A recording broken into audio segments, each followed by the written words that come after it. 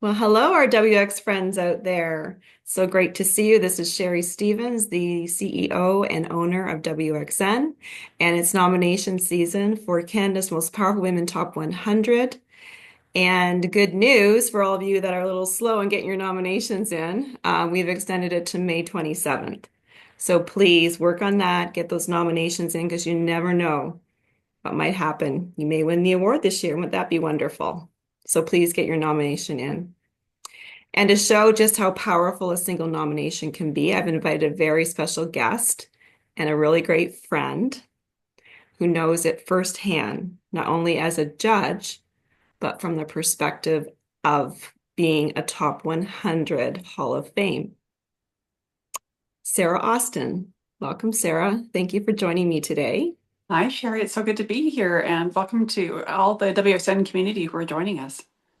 Wonderful. So, Sara is the founder and the CEO of Children First Canada and the Future is Now Awards.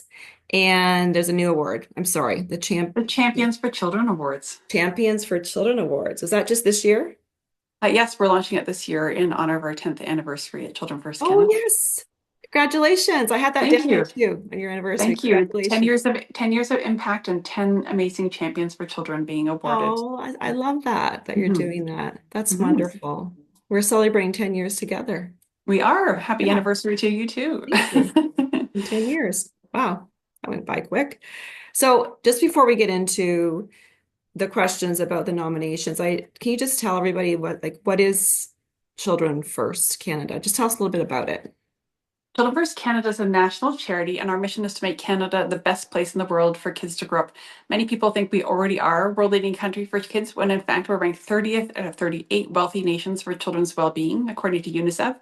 And sadly, we're 66 on the Global Kids' Rights Index. So we are far Oh, from being a great place to raise a child. We fall behind because of our astronomically high rates of child poverty, violence against children, poor mental and physical health.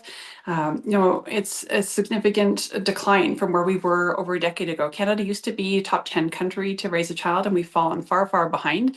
And so that was why Children First Canada was established, was really to create a vision and a plan of action and to mobilize change in schoolrooms and in boardrooms and in the highest levels of government to really create a national vision and a plan of action so that every child can thrive no matter where they live in our country. I would have never thought that. No, it's I shocking. bet I you a think lot of people no, it's don't know it's that. 10 years in and we're still having to convince people that this is a challenge to be solved. I think many people, you and I, others grew up in this country where, our basic needs were met, our Yeah, rights were protected. And yeah. it's not, many of us faced challenges in our childhood, but we know now that, millions of kids in our country are falling through the gaps and we lack a national vision, we lack a plan.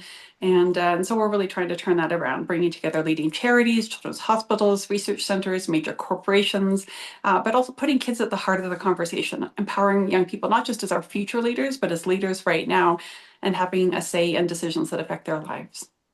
I love it. Thank you for doing that. That's Mm-hmm. children have a special place in my heart, and I really love that you're doing this for them. So what sparked you to start it? I'm curious. I've always been curious about that. I've never really had a I chance to ask you. I think I've spent my life advocating for kids. I was a young girl with big dreams and bold ideas and strong opinions, and even from a very young age, I was making change through volunteerism and through fundraising and through advocacy in my very early years of life and throughout my teens and into university. I worked overseas for many years, working in Thailand and across Asia Pacific and Africa at the height of the AIDS pandemic, helping kids enslaved in child labor, Oh my goodness. worst forms of poverty, the worst of the worst that kids could experience. And I worked for doing child advocacy for close to 20 years, and really, it was the deep sense of calling to be an advocate for children, but to help kids advocate for themselves. But during the course of my global work, I saw Canada go from being a world leader to being a laggard, and it deeply concerned me. I was no longer proud to be a Canadian when it came to the defense of children's rights in our country. I was a new parent myself and wanted to ensure that my own child, let alone his peers, had access to the best opportunities in life. We've had to, as a family, had to navigate through the healthcare system that's often let him down when he's needed it most. And sadly, that's a much more common experience now, whether it's around children's mental health, their Yeah. physical health, the wait lists that we know kids are on for months, sometimes years, can have devastating consequences. And so, I was really motivated to use my global experience and expertise to make a difference for kids in our own country and to really rally leaders. And the WXN has been a big part of my success. I've tapped into the many amazing women I've met through this organization, leaders in the private sector and civil society and in government who share a vision that every kid in our country deserves to have the best opportunities in life. And so together we've rallied our time and our talent and our treasure to really make a meaningful difference. And I'm really grateful for the WXN support and the amazing, powerful women who've rallied behind this mission. Well, we're grateful for you. Thank you for doing this. Can I ask another question? Maybe you don't have to Go answer for it. it. Um, so was there something in your life that sparked this early on in your young life? I'm just For curious me, how that came about. yeah, it was for me really modeled by my parents. I'm grateful that I grew up in a really loving, caring home where my needs were met and I was nurtured and protected. But my parents modeled for me this sense of extreme not extreme, but I think the sense of caring for all of our children. They didn't just see the need to protect me and my siblings, but they really modeled through their behavior and their actions what it means to care for all of our children. And so they involved my siblings and I very early in things like volunteering at soup kitchens, and Oh, okay. we fostered a family of refugees who lived with us for a year during the C-suite Okay. operation in the late 70s. And so I learned through osmosis what it means to care for all of our kids, and that you don't have to be a grown up to make change. You can be a very young person. You're never too small to make a difference. And I learned that. My parents taught me that from an early age and modeled it. And I was grateful to go to amazing schools where where I had a strong voice, where I was respected, and as a not just a future leader, but as as a leader, as a young person, and given the opportunity to use my voice to make a difference. And so I'm just very grateful that I was raised in that environment, and to know that that I mattered and that I could make a difference. And I've very grateful now to be pursuing a career where I can help other children have that sense of worth, a sense of purpose in their life, and where they can contribute meaningfully in their community and across our country. Love it. Thank you. I'm glad that was a Mhm. positive experience for you and a positive influence because Yeah. oftentimes things are born out of, you know, not such great Adversity, yeah. experience. Yeah, Often right? people are pursue a vision of out of a sense of Yeah. adversity. It's I not was to say always my wondering child. about you. I never knew. I wouldn't say my childhood is perfect. There are certainly things that Well, we could there is all no look perfect back, and childhood. I'm sure my son will have There's no things to say perfect about me life. when. But it's I'm grateful for that. I had big champions in my life. I think there's this model that every child deserves a champion, someone who believes in them, who will never give up on them, and who will always have their back. And I'm grateful that I had many people who were champions for me throughout my childhood and who really helped instill that sense of worth and value and contribution. And I'm very grateful now that I have the chance to be the champion for Canada's 8 million children and to help them champion for themselves. Amazing. Are your Mhm. parents still here on this earth? They are, yeah. My parents are retired now and are my biggest supporters, along with my husband and son. And just They very grateful to must be have very a proud loving of you. family and support system around it. When you do this type of work, it certainly demands a lot of you. There are lots of really motivating, wonderful parts of this work, but it can also be very challenging. And so I'm very grateful to have a loving and supportive family system around me. Wonderful. Thank Mhm. you. Thank you for letting us know a little bit more about that journey. I'm sure the audience will be Thank you for very asking. appreciative of that. Well, I've been meaning to ask you for a long time, so. Yeah. All right, so let's continue here. Let's get back to the nomination. So Sarah Mhm. is also a Canada's Most Powerful Women Top 100 Hall of Fame winner, not just once, not just twice. She won 4 times. And when you win 3 times, the next time you get to be the Hall of Fame. And she received that recognition in 2017. So congratulations on Thank that. you. Thank We've you. we've known each other for 10 years now, haven't we? We have indeed. Yeah. Yeah. I remember the first, yeah, it was the top 100 regionals in Calgary was the very first time I think we met, maybe. That's I'm right. That thinking. is correct. That's Yeah. right. I was so scared. Well, we I didn't welcome know you what I with got open myself arms. into. We were so happy to welcome you. And I just moved to Calgary, and I think you had come shortly around that time. And I'm grateful that this is a city of strong women's leaders, and Mhm. they welcomed me with open arms. And I know when you took over the WXN, we were excited to welcome your new leadership and your new sense of vision, and it's been amazing to see where you've taken the organization and the impact that you continue to make on the lives of women and girls across this country. Thank And you. now far beyond, you've taken it And far, international. yeah, absolutely. Yeah, it's Yeah. just nice to see your smiling face out there. Oh, somebody's out there smiling at me. I remember that specifically, so thank you for that. Oh, of course. Smile in the crowd. All right, you ready to get started? Let's do this. Okay. Yeah. So, let's see. Our awards span many industries and ages and leadership levels. What changes when we actively recognize and celebrate women in leadership across the board? It's hard to sum it up in just like a little soundbite, but I think one of the big changes is the change that happens within a woman when they are nominated, whether you're self-nominating or you're nominated by somebody else. I know personally that it just really changed how I saw myself. And I had always looked up to other women leaders. I've had mentors and champions, and had I think followed the path of other women who had won the WXN Top 100 Women Award before, but then to see myself through through a new set of eyes, if you will. When I first won, it took me a while to be able to say I'm top 100 most powerful woman without flexing my muscles. Like there was something about saying I'm a powerful woman that made me feel like I had to flex. And I think I think this is changing now, but when I first won in 2014, it was very hard for me to own that sense of power and like to use those words to describe myself. And so I think one of the biggest shifts that happens is how we see ourselves. And I think that's an incredible gift that this award gives to women. Whether you win or not, just the fact that it being a nominee Yes, itself is an incredible honor. And so absolutely. I think that's a really important and often undervalued piece of this is the value that it helps a woman see in themselves and be able to own their power and their influence, which is an amazing thing. But I think it also is really important to be that example setter. That if you see it, you can be it. Like it's this Yeah, cliched term, but it really is so important because it's I remember. true. Very I true. remember back, when before I won, I remember looking up to, there weren't that many women in the social impact or not-for-profit or charitable sector winning at the time that I won, but there had been a few had gone before me. And I remember looking up to them and really admiring their leadership and really thinking that one day I could sit in that seat of being a CEO or an executive leader. And it gave me those role models to look up to and admire, and they helped to pave that path for me. And I think that's a really important part of this awards for so many different industries. You've added lots of new categories. They change out every year, but I think it's really an important path of women being able to see see the leaders who are ahead of them, Mhm. and creating that network.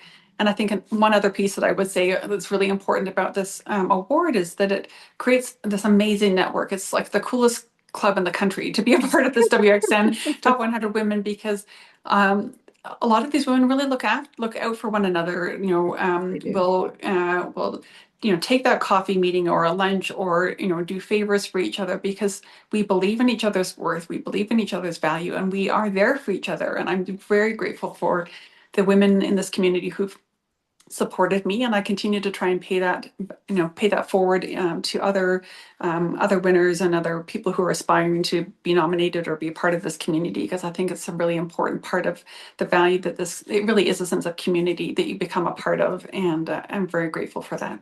Yeah, definitely. And I'm very grateful for it too. Mhm. Yeah, absolutely. All right.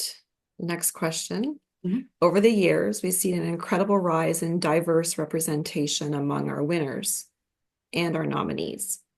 Why is it so important to keep this momentum going?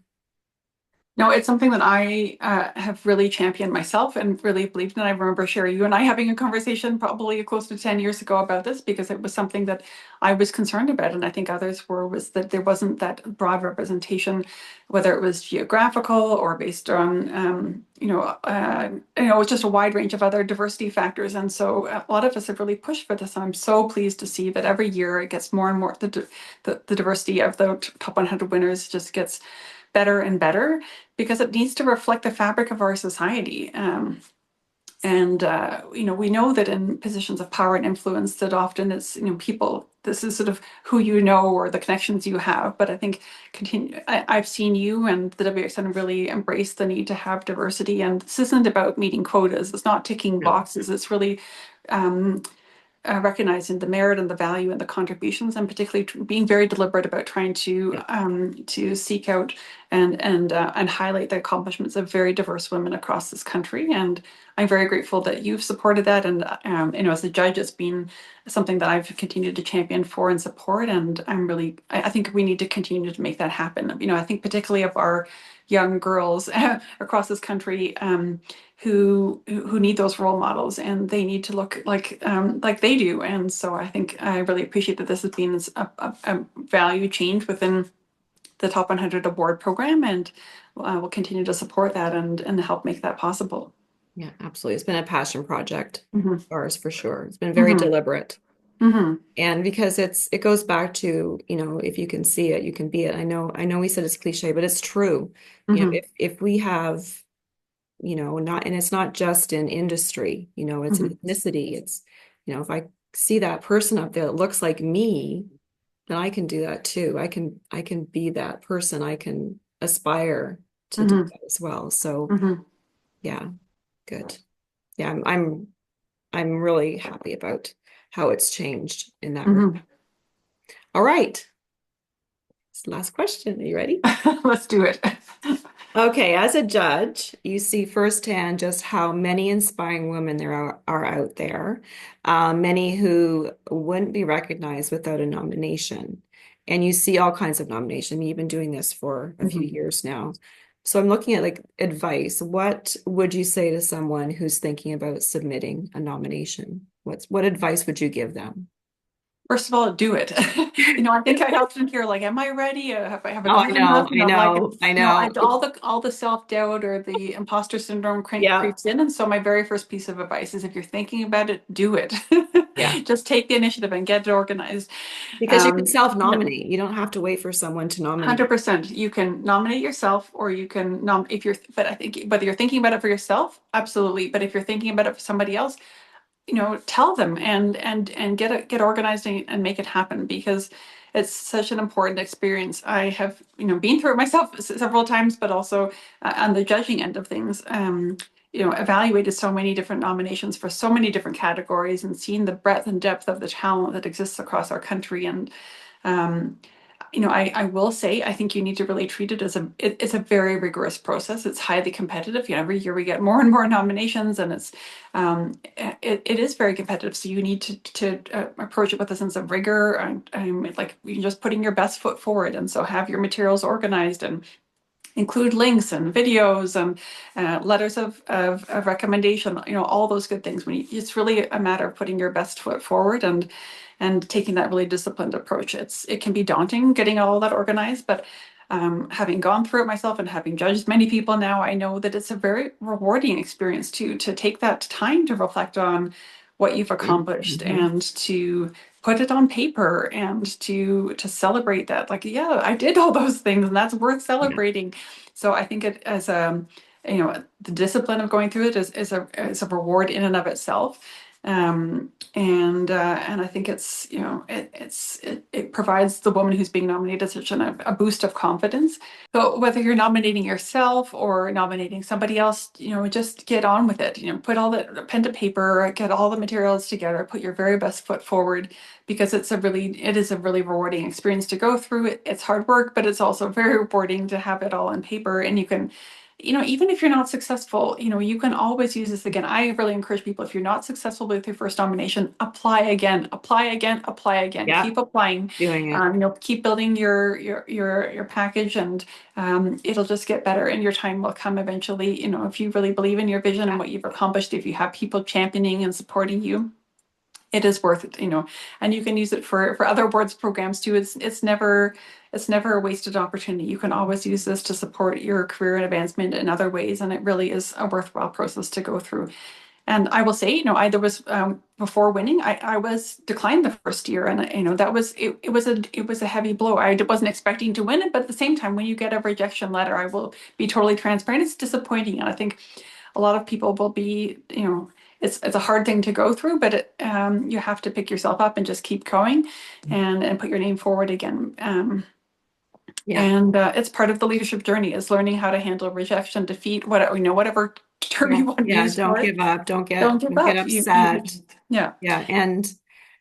And just doing it. And you're right. It's when I won mine, I won in 2007, 2008, like way back in the day.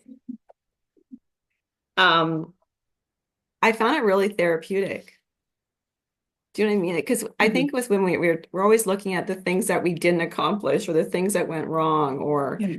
and when you put it all down on paper, all those things that, oh yeah, I forgot I did that, and I forgot I did that, and Mhm. oh wow, yeah, I am powerful.